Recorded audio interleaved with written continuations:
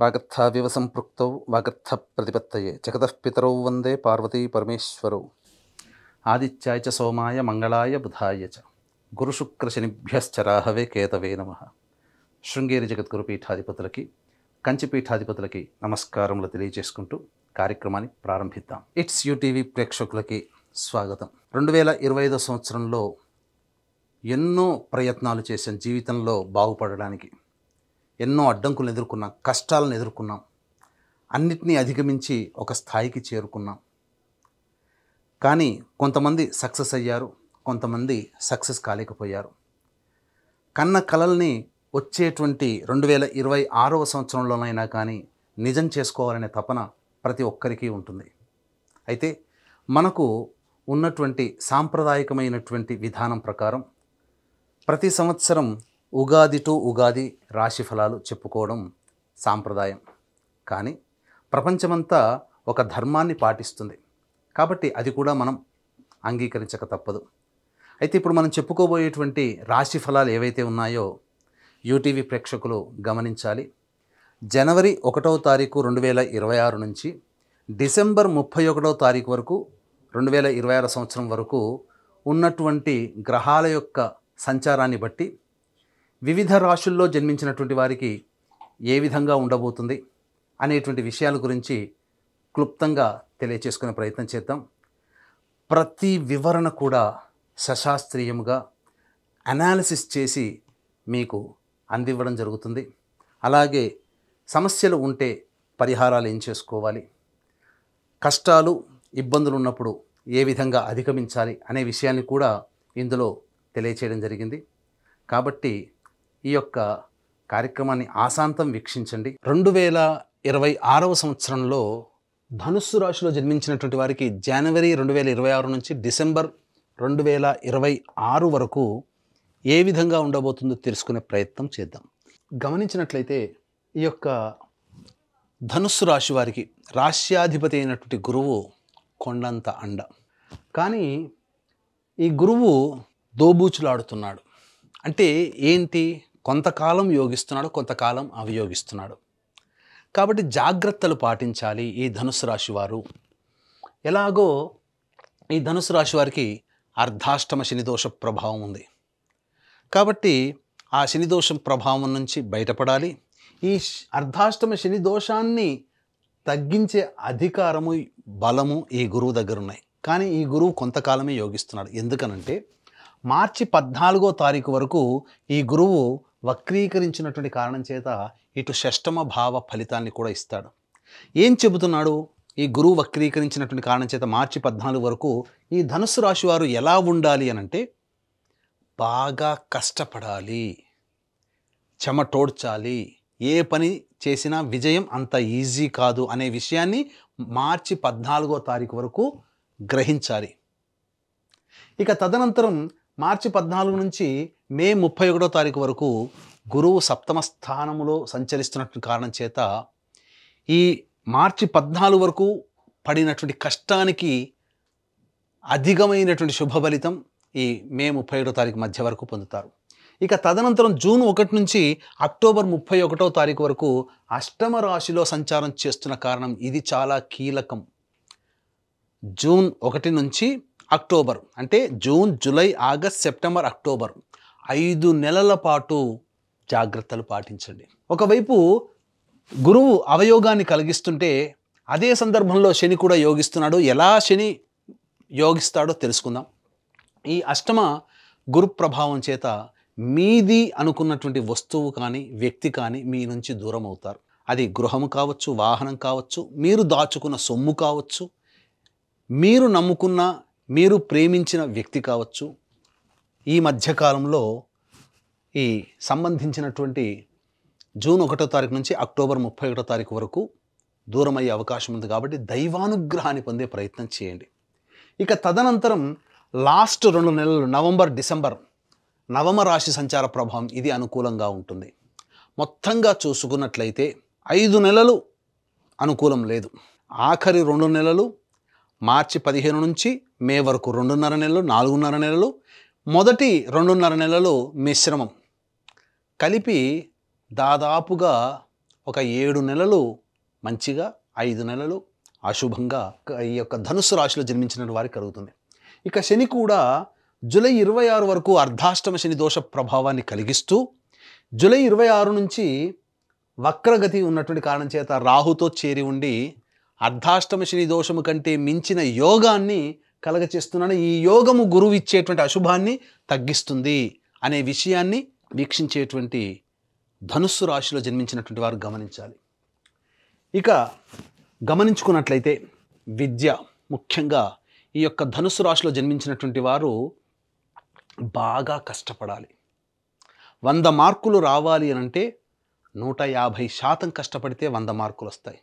నేను 100% కష్టపడ్డాను, నాకెందుకు ఈ 60-70 మార్కులు వచ్చాయని బాధపడేదానికంటే అనుకున్న చేసిన దానికంటే ఎక్కువగానే కష్టపడితే విద్యార్థులు మంచి ఉత్తీర్ణత శాతంతో ఫలితం పొందుతారు. ఈ కష్టం యొక్క ఫలితం ఏదైతే ఉందో మే మంత్ వరకు జరిగేటువంటి పోటీ పరీక్షలలో ఆ ఫలితము మీకు చూపిస్తుంది.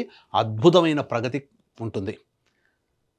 ఇక విదేశీయానము, విదేశీ విద్యకి మాత్రం కాస్త అనుకూలంగా లేదు.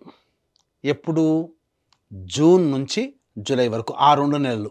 జూలై తర్వాత అష్టమ గురువు అయినప్పటికీ కూడా రాహు యొక్క ప్రభావము, శని యొక్క ప్రభావం చేత విదేశీ యానానికి ఆగస్టు, సెప్టెంబర్, అక్టోబర్, నవంబర్ ఈ 4 నెలలు మీకు అనుకూలంగా ఉంటుంది. అందులో సందేహమే లేదు. ఇక గమనించుకున్నట్లయితే ఈ యొక్క శని ప్రభావము అర్ధాష్టమ శని జూలై 26 వరకు, తదనంతరం ఈ యొక్క శని కూడా యోగిస్తున్నాడు. విద్యాపరంగా చెప్పుకున్నాం. ఉద్యోగం అనేటువంటి విషయం గురించి మనం ముందు తెలియచేసుకుందాం. ఎందుకంటే దీనికి సవివరమైనటువంటి టైం బీయింగ్ అనేటువంటిది కావాలి. అంటే ఏంటి, ఏ టైంలో మీరు ఉద్యోగ ప్రయత్నాలు చేయాలి, ఏ టైంలో మీరు నిరుద్యోగస్తులకు ఉద్యోగం లభిస్తుంది అనేటువంటిది, ఏ టైంలో ఉద్యోగం మార్పు చేసుకోవాలనేటిది ముందు మనం తెలియచేసుకుందాం. ఇక వివాహ విషయానికి వచ్చేసేసరికి ప్రయత్నాలు ప్రారంభించండి మొదటి రోజు నుంచే, జనవరిలో. దీని యొక్క ఫలితం మాత్రం ఏప్రిల్, మేలో మీరు పొందుతారు. మార్చి 15 నుంచి మేలో మధ్యలో వివాహం కుదిరే అవకాశం ఉంటుంది. అది తప్పిందా మళ్ళీ ఈ నవంబర్, డిసెంబర్లో తప్పకుండా వివాహం నిశ్చయం అవుతుంది. సందేహమే లేదు. వివాహం కావాల్సిన అబ్బాయిలకి, అమ్మాయిలకి వివాహం జరుగుతుంది. ఇక దాంపత్య విషయానికి వచ్చేసరికి మొదటి 2.5 నెలలు జాగ్రత్తగా ఉండండి. పొరపచ్చాలు, ముఖ్యంగా పెద్దవాళ్ల జోక్యాలు దాంపత్య విషయంలో రానియకండి. పెద్దవాళ్ల యొక్క చర్చలు రానియకండి. పెద్దవాళ్ళని బూచిగా చూపి దాంపత్య సమస్యలు వస్తాయి. కాబట్టి దంపతులు ఇరువురు కూడా సంయమనం పాటిస్తూ అనుకూలంగా ఉంటే ఏ సమస్యలు ఈ యొక్క ధనుసు రాశిలో ఉన్నటువంటి వాళ్ళకి ఉండవు.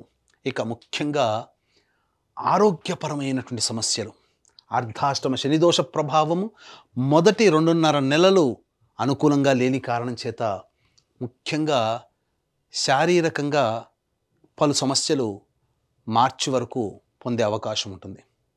ఆ తదనంతరం జూన్, జూలై నెలలు కూడా అనారోగ్య సమస్యలు మరీ ఎక్కువగా బాధిస్తాయి.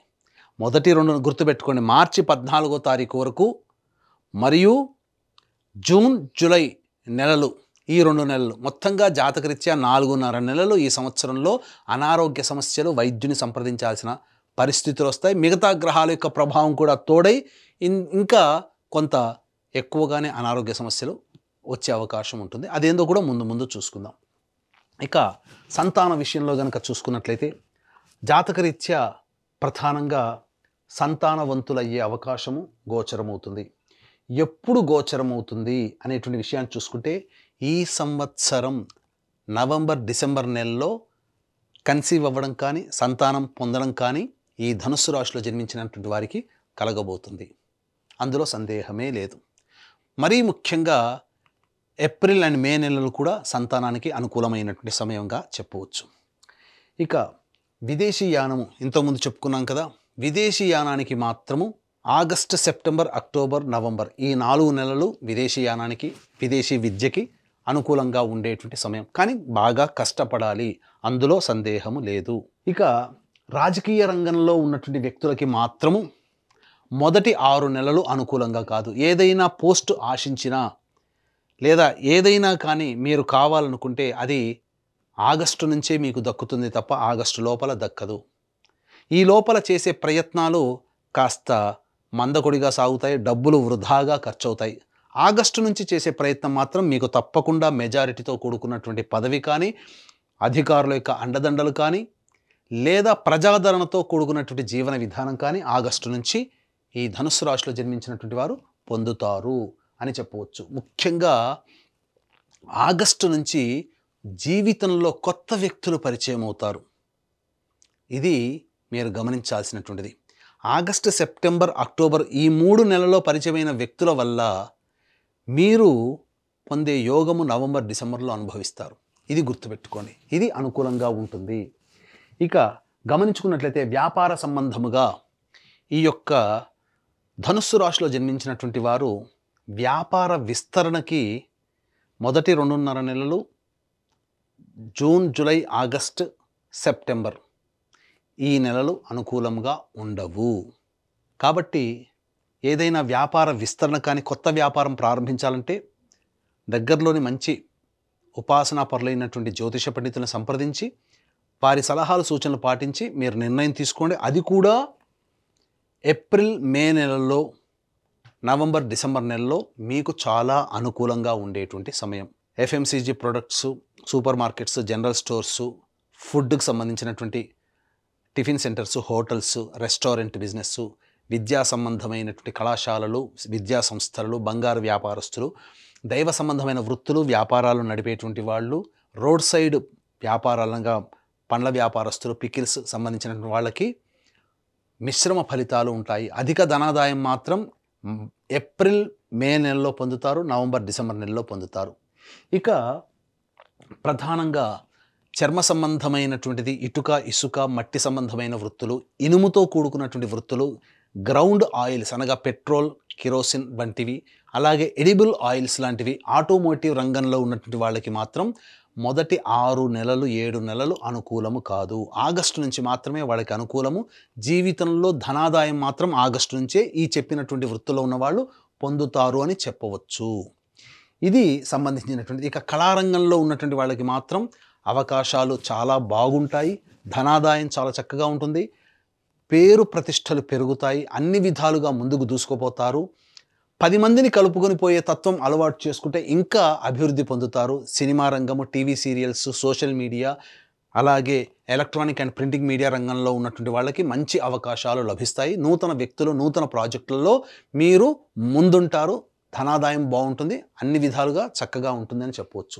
ఇక ఈ ధనుస్సు రాశిలో జన్మించినటువంటి రైతులు ఎవరైతే ఉంటారో వాణిజ్య పంటలు గనక వేసుకుంటే వాళ్ళకి ధనాదాయం చాలా చక్కగా ఉంటుంది. ఎటువంటి ఇబ్బంది ఉండదు. మంచి దిగుబడి, రాబడి, పైబడి కూడా అన్ని విధాలుగా అనుకూలంగా ఉంటుంది. గతంలో చేసినటువంటి అప్పులని తీర్చుకోగలుగుతారు. గృహము అనేటువంటిది కొనుగోలు చేయగలుగుతారు. అది కూడా ఆగస్టు తర్వాత మాత్రమే ఈ ధనుస్సు రాశిలో జన్మించినటువంటి వాళ్ళని చెప్పవచ్చు. ఇక ఈ యొక్క ధనుస్సు రాశిలో జన్మించినటువంటి వారికి ఇప్పుడు చెప్పినటువంటి సమస్యల కంటే ఇంకా ఎక్కువగా సమస్యలు ఫేస్ చేస్తున్నట్లయితే మీ యొక్క జన్మజాతకంలో నడుస్తున్నటువంటి దశ అంతర్దశల యొక్క ప్రభావాలు కావున దగ్గరలోని మంచి ఉపాసనా పరులైనటువంటి జ్యోతిష్యుల్ని సంప్రదించి వారి సలహాలు సూచనలు కనుక పాటించినట్లయితే మరింత మెరుగైనటువంటి జీవితాన్ని పొందుతారని చెప్పవచ్చు. అలాగే ఈ యొక్క ధనుస్సు రాశిలో జన్మించినటువంటి వారికి 2026వ సంవత్సరం మొత్తం కూడా సంపూర్ణంగా దైవానుగ్రహం ఉంటేనే తప్ప జీవితంలో అభివృద్ధిని పొందలేరు. ఇట్టి దైవానుగ్రహం అందరికీ అందించాలనేటువంటి ఒక సదుద్దేశంతో మన పీఠం ఆధ్వర్యంలో ప్రతి నెల ఒక పుణ్యక్షేత్రంలో ఒక పర్వదినం రోజున మీ జాతకరీత్యా కలుగు అన్ని రకాల సమస్యల పరిష్కారానికి సర్వదోష నివారణ పూజలు, హోమాలు జరిపించడం జరుగుతుంది. వీడియోలు కూడా మీకు పంపించడం జరుగుతుంది. కాబట్టి అనారోగ్యానికి మృత్యుంజయ హోమము, నవగ్రహాలకు అనుగ్రహం నవగ్రహ హోమము, అలాగే ఆర్థిక బాధలు, దాంపత్య సమస్యలకి లక్ష్మీ హోమము, శత్రుబాధలు, కోర్టు సమస్యలకి సుదర్శన మూలమంత్ర హోమాలు, ఇలా దాదాపు 21 రకాల హోమాలు చేయించడం జరుగుతుంది. స్క్రీన్పై కనిపిస్తున్న నెంబర్కి కాంటాక్ట్ చేసి మీ గోత్రనామాదులు నమోదు చేసుకోవచ్చు. ఇక గమనించుకున్నట్లయితే అందరూ ఎదురు చూసేటువంటిది ఈ యొక్క ధనుస్సు రాశిలో జన్మించినటువంటి వారికి ఉద్యోగ సంబంధముగా ఎలా ఉండబోతుంది అంటే ఏంటి? ఉద్యోగ సంబంధంగా అంటే ఏ సమస్యలు, ఏ సమయంలో ఉద్యోగాలు ప్రయత్నం చేయాలి, ఏ సమయంలో కొత్త ఉద్యోగం వెతుక్కోవాలి, నిరుద్యోగస్తులకు ఉద్యోగం లభిస్తుంది, ఏ సమయంలో ఉద్యోగ ప్రయత్నాలు చేయకూడదు. ఎందుకంటే కాలం కలిసి రావాలి కదా. ఇక్కడ అన్నిటికంటే ప్రధానంగా కాబట్టి మనం గనక చూసుకున్నట్లయితే ఈ యొక్క ధనుస్సు రాశిలో జన్మించినటువంటి వారికి ఫిబ్రవరి 13 నుంచి మార్చి 14వ తారీఖు వరకు చాలా అనుకూలంగా ఉంటుంది. ఇక తదనంతరం ఈ యొక్క ధనుస్సు రాశి వారికి మే 15 నుంచి జూన్ 14వ తారీఖు వరకు సంపూర్ణంగా అనుకూలంగా ఉంటుంది. ఇక సెప్టెంబర్ 17 నుంచి నవంబర్ 15వ తారీఖు వరకు అనుకూలంగా ఉంటుంది. మళ్ళీ చెప్తున్నాను, ఫిబ్రవరి 13 నుంచి మార్చి 13వ తారీఖు వరకు, అలాగే మే 15వ తారీఖు నుంచి జూన్ 14వ తారీఖు వరకు, మరియు సెప్టెంబర్ 17వ తారీఖు నుంచి నవంబర్ 15వ తారీఖు వరకు, సెప్టెంబర్ 17 నుంచి నవంబర్ 15వ తారీఖు వరకు సంపూర్ణముగా ఉద్యోగ ప్రయత్నాలు, నిరుద్యోగస్తులకి ఉద్యోగము, ఆల్రెడీ ఉద్యోగం చేస్తున్న వాళ్ళకి ప్రమోషను లేదా కొత్త సంస్థల్లో ప్రయత్నము. ఈ సమయం తప్ప మిగతా సమయంలో ప్రయత్నం చేస్తే ఆశించి భంగపడక తప్పదు. పైగా ఎక్కువగా సమస్యలు ఫేస్ చేయాల్సినటువంటి పరిస్థితి. ఇక ఈ యొక్క ధనుస్సు రాశిలో జన్మించినటువంటి వారికి మొదటి మార్చి నెల వరకు కూడా ప్రధానంగా గురువు అనుకూలంగా లేడు. కానీ కుజగ్రహ అనుకూల ప్రభావం వలన మొండితనము పట్టుదల గనక ఉంటే విజయం మీదే అవుతుంది, ఇందులో సందేహం లేదు. ఇక ఈ ఏప్రిల్ నెల మాత్రం వాహనాన్ని నడిపేటప్పుడు జాగ్రత్తలు పాటించండి. ఎందుకంటే వాహన ప్రమాదాలు జరిగే అవకాశము, తల్లిగారి ఆరోగ్యం పట్ల శ్రద్ధ వహించాల్సినటువంటి పరిస్థితి. ఇక మే 1 నుంచి జూన్ 19వ తారీఖు వరకు వృధా కాలయాపన, సంతానపరంగా చిక్కులు, సమస్యలు, ఖర్చులు, నష్టాలు ఎక్కువగా ఉంటాయి. ఇక జూన్ 20 నుంచి ఆగస్టు 1వ తారీఖు వరకు ఇది చాలా అనుకూలంగా ఉండేటువంటి సమయం. ఈ సమయంలో అన్ని విధాలుగా బాగుంటుంది. ముందుగా ధైర్యంతో అన్నిట్లో కూడాను మీరు విజయాన్ని పొందుతారు. ఇక ఆగస్టు 2వ తారీఖు నుంచి సెప్టెంబర్ 17వ తారీఖు వరకు వ్యాపార భాగస్వామి, జీవిత భాగస్వాముల మధ్య పొరపచ్చాలు లేదా ఎవరితో కలిసి పనిచేసినా వాళ్ళతో వాగ్వివాదాలు జరిగే అవకాశం ఉంటుంది. ఆగస్టు 2 నుంచి సెప్టెంబర్ 17వ తారీఖు వరకు కూడా, సెప్టెంబర్ 18 నుంచి నవంబర్ 11వ తారీఖు వరకు కూడా ఆరోగ్యం పట్ల శ్రద్ధ వహించాలి. వైద్యుని సంప్రదించే అవకాశం కానీ, లేకపోతే శస్త్రచికిత్సలు జరిగే అవకాశం కానీ ఉంటుంది. నవంబర్ 12 నుంచి డిసెంబర్ వరకు కూడా న్యాయ సంబంధమైనటువంటి పోరాటాలు, ప్రభుత్వానికి పన్నులు కట్టడం కానీ, కోర్టు సమస్యలు కానీ ఎదుర్కొనే అవకాశం ఈ యొక్క ధనుసు రాశిలో వారికి ఉంటుంది. ఏ తర్వాత చెప్పొచ్చేది ఏమిటంటే శుభ అశుభ మిశ్రమ ఫలితాలు ఈ యొక్క ధనుసు రాశిలో జన్మించినటువంటి వారు పొందుతారు. కావున దైవానుగ్రహం తప్పనిసరి. ఇట్టి దైవానుగ్రహం పొందడం కోసమే మన పీఠం ఆధ్వర్యంలో జరిగే సర్వదోష నివారణ పూజలు 2026 సంవత్సరం మొత్తం చేయించడం జరుగుతుంది. వాటిలో మీ గోత్రనామాదులు నమోదు చేసుకోవచ్చు. లేదా మీకు జాతకరీత్యా వచ్చేటువంటి సమస్యల పరిష్కారం కోసం ప్రతిరోజు కూడా సుబ్రహ్మణ్య భుజంగ స్తోత్ర పారాయణం, కాలభైరవాష్టక పారాయణం రోజుకి 3 సార్లు పఠించండి. అన్ని సమస్యలు తీరిపోతాయి అని చెప్పవచ్చు. ఇట్స్ యూటీవీ ప్రేక్షకులు విన్నారు కదా, ఇప్పుడు చెప్పినటువంటి రాశుల్లో జన్మించినటువంటి వారికి ఏ విధంగా ఉండబోతుందో తెలుసుకున్నారు. ఈ రాశిలో జన్మించినటువంటి వారికి అందరికీ కూడా మంచి జరగాలి, మీ యొక్క సంకల్పం నెరవేరాలి. అలాగే కష్టాలు, ఇబ్బందులు, సమస్యలు వచ్చినప్పుడు ఏ విధంగా అధిగమించాలో తెలుసుకున్నారు. ఎటువంటి పరిహారాలు పాటించాలో కూడా తెలుసుకున్నారు. కాబట్టి మీకందరికీ మంచి జరగాలని కోరుకుంటూ మరొక్కసారి ఇట్స్ యూటీవీ ప్రేక్షకులకి మీ సంకల్పం నెరవేరాలని కోరుకుంటూ సెలవు.